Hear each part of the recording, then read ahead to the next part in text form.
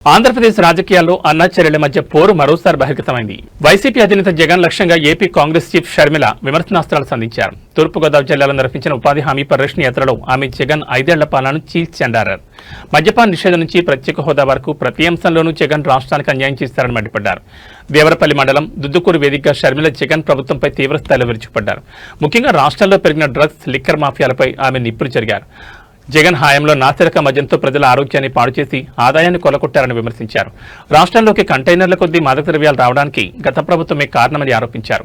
Modi caller పట్టుకుంటానని చెప్పిన జగన్ అధికారంలోకి వచ్చాక బీజేపీకి సాగిలపడ్డారని, 3 రాజధానుల పేరుతో రాష్ట్రానికి రాజధాని లేకుండా చేశారని ఘాటుగా విమర్శించారు. పోలవరం ప్రాజెక్టును కూడా నిర్వీర్యం చేశారని మండిపడ్డారు. ఇదే సభలో కాంగ్రెస్ మహిళా అధ్యక్షురాలు అమర్ జహబక్ మాట్లాడుతూ సొంత తల్లికి చెల్లికి న్యాయం చేయలేని వ్యక్తి రాష్ట్రానికి ఎలా మేలు చేస్తారంటూ వ్యక్తిగత అంశాలను ప్రస్తావించి జగన్ నిరకాటంలో నెట్టే ప్రయత్నం చేశారు. మొత్తానికి షర్మిల యాత్రలో జగన్ వైఫల్యాలే ప్రధాన ఎజెండాగా కనిపిస్తున్నాయి. అటు ప్రభుత్వ విధానాలను, ఇటు కుటుంబ వ్యవహారాలను ప్రస్తావిస్తూ ఆమె చేస్తున్న విమర్శలు రాజకీయంగా ప్రకంపనలు సృష్టిస్తున్నాయి. మరి షర్మిల వ్యాఖ్యలపై వైసీపీ వర్గాల నుంచి ఎలా స్పందిస్తాయో చూడాలి.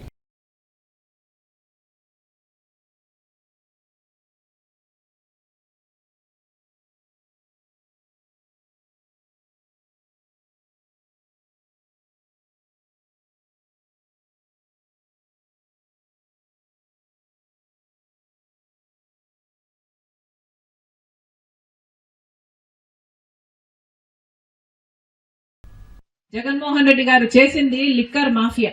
అసలు ఓన్లీ క్యాష్ పద్ధతిలో, అంటే డిజిటల్ పేమెంట్స్ అనేదే లేకుండా, ఈ డిజిటల్ యుగంలో అసలు డిజిటల్ పద్ధతే లేకుండా ఓన్లీ క్యాష్ పద్ధతిలో లిక్కర్ అమ్మిన సర్కారు ఏకైక సర్కారు భారతదేశంలో ఒక్క ఆంధ్రప్రదేశ్ జగన్మోహన్ రెడ్డి గారి సర్కారు మాత్రమే. అంత నాసిరకం మద్యము తయారు చేశారు. ఇప్పుడేమో జగన్మోహన్ రెడ్డి గారు ఆ టైంలో నాసిరకం మద్యం తయారు చేశారు. ఆ టైంలో కంటైనర్లలో డ్రగ్స్ మన రాష్ట్రానికి దిగుబడయ్యాయి.